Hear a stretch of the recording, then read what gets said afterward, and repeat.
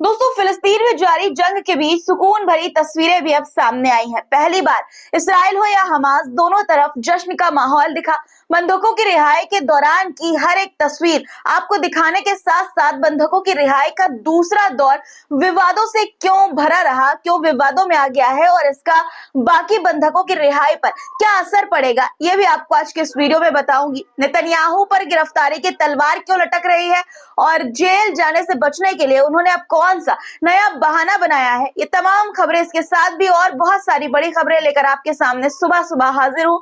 इसलिए दोस्तों, एक लाइक तो बनता है, एक लाइक जरूर कर दीजिएगा और कमेंट में जहां से आप हमारे ये वीडियो देखते हैं वहां के नाम के साथ अपना नाम जरूर लिखा करिए और मुद्दों पर भी अपनी राय जरूर लिखा करिए। चलिए अब शुरू करते हैं वीडियो। द लाइव टीवी, सच सबसे आगे। आदाब दोस्तों, मेरा नाम है मिसबा खान और आप मुझे द लाइव टीवी पर देख रहे हैं। हमास और इसराइल के बीच बंदियों की घर वापसी के दौरान दोनों तरफ जश्न का माहौल देखने को मिला। बंदियों के घर वालों से मिलने का पल बेहद भावुक करने वाला था। हर किसी की आंखें नम थी। रिहा हुए बंधकों के साथ साथ परिवार के सदस्यों की आंखों में भी खुशी के आंसू थे। लंबे वक्त तक बेचैन रहने के बाद अपनों से मिलने के दौरान सुकून का एहसास था और दोस्तों, ये वाजिब भी है। इसी बीच इस्राएली कैद से रिहा हुए एक फिलिस्तीनी बंधक का दिल को छू लेने वाला और भावुक कर देने वाला वीडियो सामने आया है। अपनी मां पर वो इतना भावुक हो गया कि उसने अपनी मां के कदमों को चूम लिया। किसी ने सच ही कहा है कि किसी की भावनाओं को शब्दों में बयान नहीं किया जा सकता, बोलकर नहीं समझाया जा सकता। इसलिए तस्वीर मैं आपको दिखाना चाहती हूँ। ये तस्वीर देखिए, ये तस्वीर ही काफी है।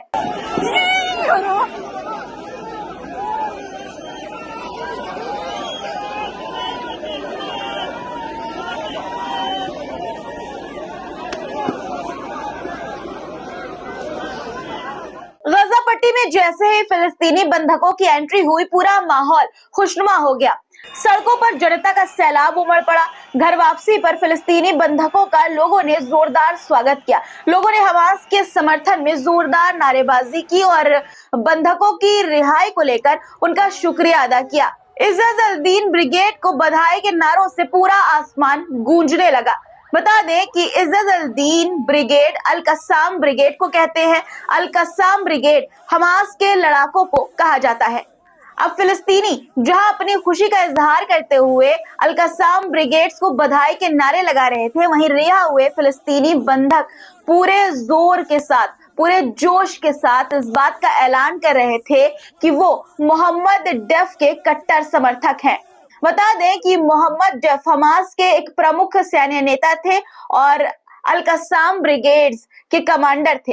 पूरे फिलिस्तीन में उन्हें सम्मान की नजरों से देखा जाता है। वहीं वेस्ट बैंक के रामल्लाह की तस्वीर भी जुदा नहीं है। यहाँ भी चारों तरफ जश्न का नारा था, चारों तरफ जश्न का नजारा था। फ्लड ऑफ फ्रीडम डील के तहत रिहा हुए फिलिस्तीनी बंधकों का काफिला जैसे ही रामल्लाह पहुंचा, अल कस्साम ब्रिगेड्स के समर्थन में जोरदार नारेबाजी होने लगी। लोग जो थे वो जोर जोर से उनके समर्थन में नारे लगा रहे थे और बंधकों की सकुशल रिहाई के लिए उनका एहसान जता रहे थे। रामल्लाह में रिहा हुए फिलिस्तीनी बंधकों ने अल कस्साम ब्रिगेड और हमास के समर्थन में नारे लगाए और नई जिंदगी मिलने पर उनके योगदान के लिए उन्हें दिल से शुक्रिया किया, यानी दिल से उनका शुक्रिया अदा किया। बंधकों की रिहाई के दौरान पिछले 1 साल से ज्यादा खून खराबा देखने वाला गजा सुखद और भावुक पल का गवाह बनाकर गजा के फिलिस्तीनी स्क्वायर में इसराइली महिला सैनिकों की रिहाई के दौरान भव्य नजारा देखने को भी मिला। फिलिस्तीन के लोगों ने भी उनकी रिहाई का स्वागत किया और उन्हें नई जिंदगी मिलने पर बधाई दी। इस दौरान सैकड़ों की संख्या में लोग सड़कों पर मौजूद थे और वो न सिर्फ इस ऐतिहासिक पल के गवाह बने बल्कि इस जश्न में वो शरीक भी हुए।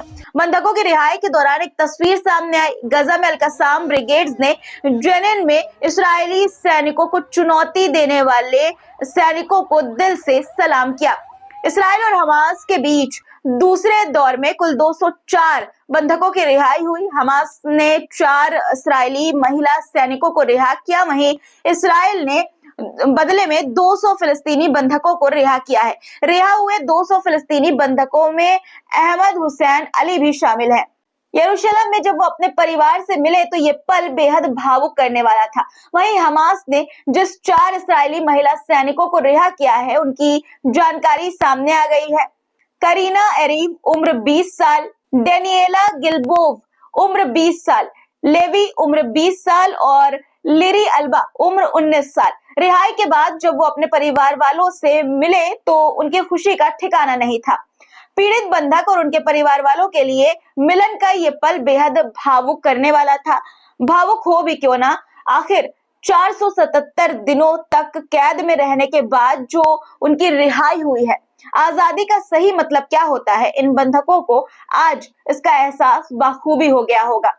बंधकों की रिहाई के बाद कई यूजर सोशल मीडिया पर नेतन्याहू के खिलाफ अपने गुस्से का इजहार भी कर रहे हैं। एक यूजर ने लिखा कि पूरी दुनिया ने इस बात को देखा कि हमास ने इस्राएली बंधकों के साथ कितना अच्छा बर्ताव किया और वो सेहतमंद कैद से बाहर निकले, लेकिन फिलिस्तीनी बंधकों के साथ इस्राएल ने जानवरों जैसा बर्ताव किया। यही नहीं, रिहाई से पहले भी उन्हें बुरी तरह से पीटा गया।